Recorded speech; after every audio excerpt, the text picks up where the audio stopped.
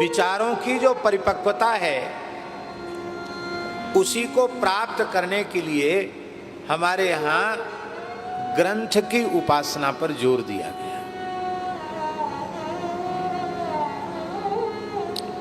शास्त्रों के अनुशीलन से, गुरु गोविंद की कृपा से, ग्रंथ की कृपा से जो सुदृढ़ श्रद्धांत का बोध होता है, उससे जन्य जो विशुद्धा भक्ति है, विशुद्ध ज्ञान है, प्रतिक्षण वर्धमान वैराग्य है, फिर किसी भी अवस्था में वो प्रभावित नहीं होता है।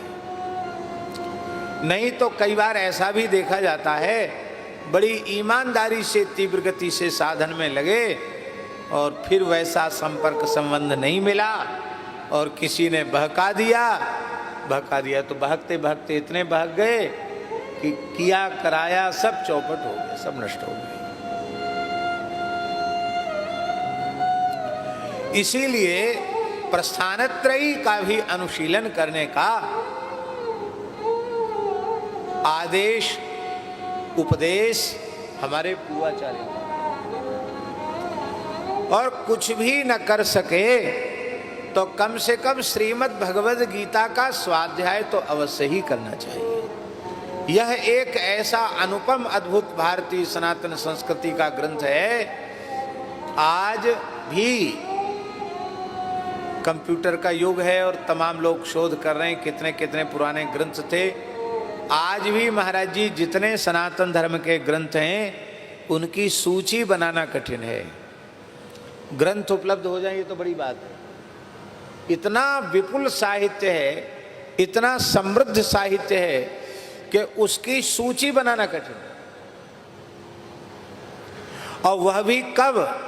जब तक्षशिला नालंदा के विश्वविद्यालयों के जो पांडुलिपि संग्रहालय थे, पुस्तकालय थे, उनमें म्लेच्छों ने आग लगाई और महीनों तक आग, 6-6 महीने तक आग जलती रही, बुझी नहीं। इसके बाद भी हमारा साहित्य इतना समृद्ध है, उसकी सूची बनाना कठिन है। ऐसी अवस्था में अल्प अवधि वाले जीवन में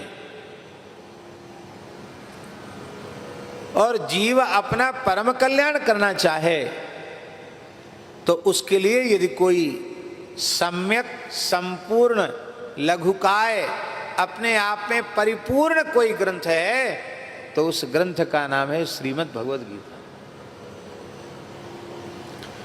और वस्तुतः ये भगवान का वांग्मय विग्रह ही श्रीमद् भगवद गीता है।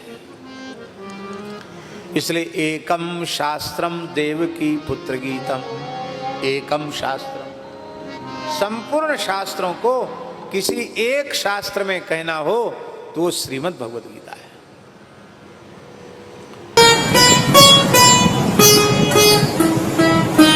श्री सीताराम प्रतिदिन सत्संग एवं दर्शन के लिए श्री महाराज जी के ऑफिशियल चैनल को जरूर सब्सक्राइब करें।